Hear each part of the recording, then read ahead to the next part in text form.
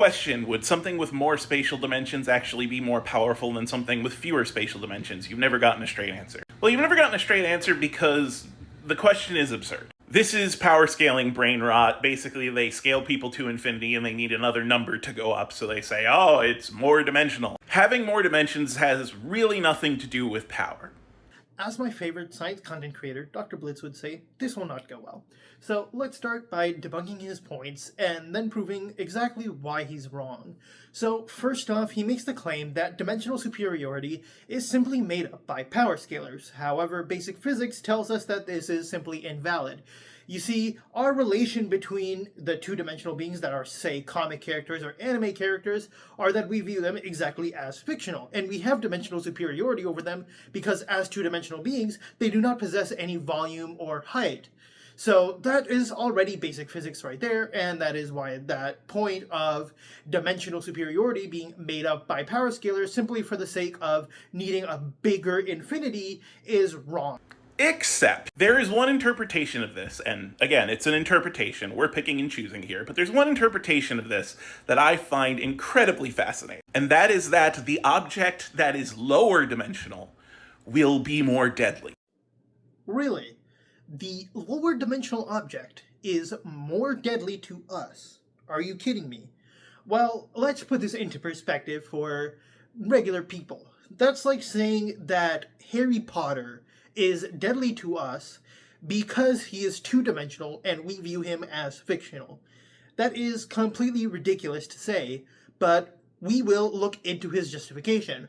Whether or not this is an interpretation doesn't matter, because it is completely invalid and just simply wrong. Because a lower spatial dimensional object interacting with a higher spatial dimensional object is like cutting that object with the world's sharpest knife. Yeah, that's not how that works, because a lower dimensional being cannot exist in the reality of a higher dimensional being. Again, I bring up the comparison of, say, a comic character to us, right?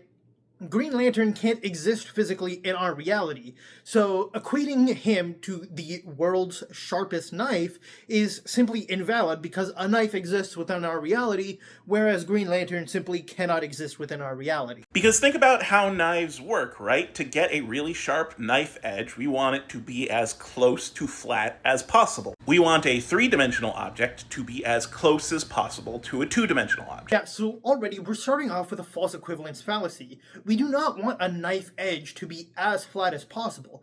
If it were completely flat, then it wouldn't be able to cut anything.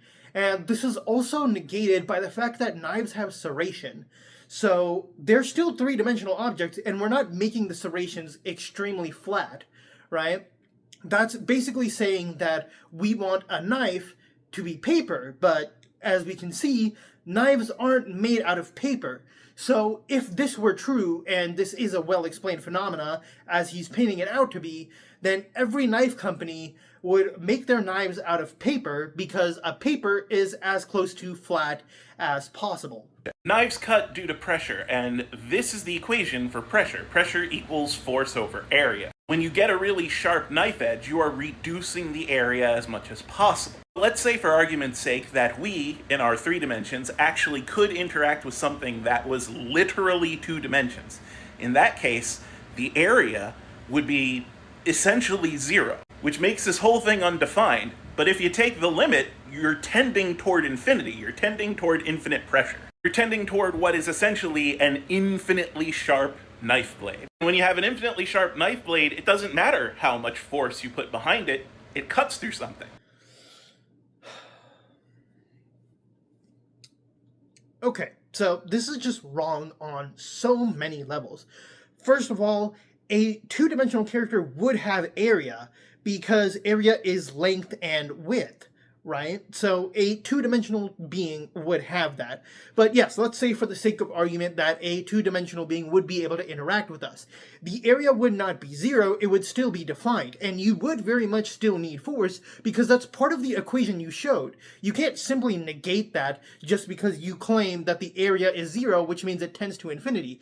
No, when you're dividing by 0 and it is undefined in an equation, then that means your equation is broken and that you did something wrong. So first, that's a false equivalence fallacy 2 times, And also, you still need force, right? It is force divided by area.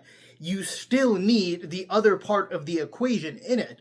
And force is equal to mass divided by acceleration. A two-dimensional character, if it were somehow able to interact with us, would not have any volume and therefore would have no mass, because mass is essentially how much stuff occupies a space. However, in the case of a two-dimensional being, there is no space to occupy.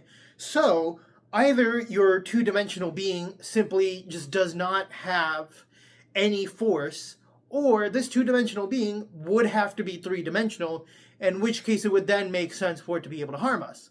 But again, this is not what's happening. He's equating a two-dimensional being to be able to harm us. I have here a deck of magic cards, my only remaining deck of magic cards, because I got my cards stolen a while back. Anyway, it is a pretty solid three-dimensional object, right? Now, if I push on that object three-dimensionally, it all stays together. If I push on that object two-dimensionally, it comes apart. Okay, I didn't think that could get any more dumb, but it did. So let's address that. First, I'm sorry to hear your magic cards got stolen, but let's focus on the example given. He says that if you push on it two-dimensionally, essentially that your deck of cards is like this, and that you're pushing it like this, then that is, a standard interaction. However, if you get a two-dimensional object and then you try and slice it like that, then it's able to slice. However, first we have to equate the fact that your singular card is still three-dimensional. Even though it has a very small volume, it is still inherently three-dimensional. And that slicing you showed is just basic physics at work. The deck is being held together with friction, and then you get a card, you basically insert it in the space between that one card and the deck. That is just leverage. That does not show how a two-dimensional being would be able to cut us. That is not what that is at all. All you showed was how a 3D interaction of leverage occurs. Now, we wouldn't be able to see fourth-dimensional spatial aspects of fourth-dimensional objects in our three dimensions. So this sack of garbage bags could be part of a greater four-dimensional being, and now I've just moved it, and now I may have severed one of its body parts. Really? Really? I mean, this must be a new record for number of false equivalence fallacies in one video. First of all, this hypothetical situation makes no sense. Why would a fourth-dimensional being, somebody who can control time, decide to manifest in our 3D reality, right? Let's just get that, but let's say hypothetically they do. Why of all things would it be this trash bag? But again, let's say that's not the point, which it isn't, I admit that. But the broader point, what he's saying, is that if we move this object, then he's severing the limbs of a 4D being. That's impossible in and of itself, because this 3D object would have to be a sort of avatar of the 4D being, in which case it is completely separate from the actual 4D being. You being able to sever that 3D object that it decided to manifest as would simply have no effect on its true form, and you'd only be affecting this avatar that it decided to manifest as. This is the same way that we, as full beings, cannot manifest in a comic, but how some writers, like for example Grant Morrison, will have the writer as a sort of self-meta insert as a character. The 4D being is simply too complex to exist within our 3D reality, within its totality. 4D being controls time, and, time itself is the fourth dimension as established by general relativity.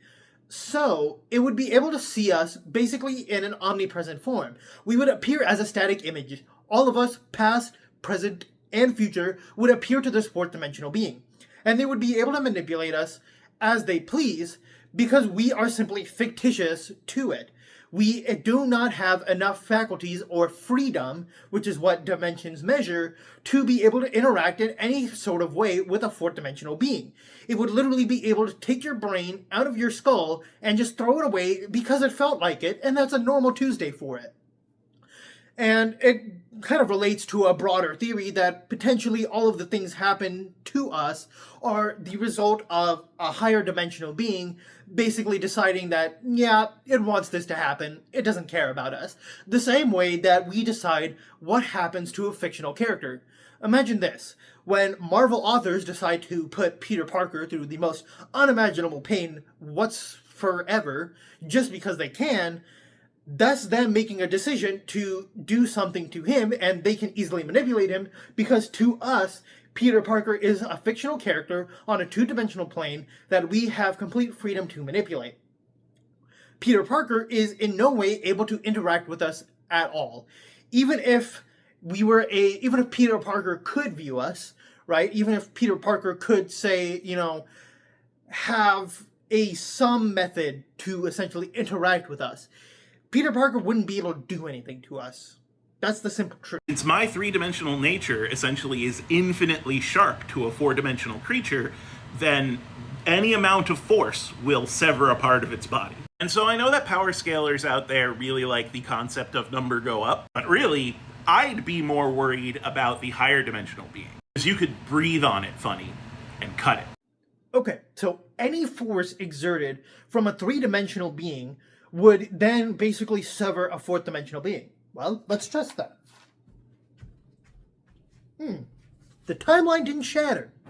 I wonder why.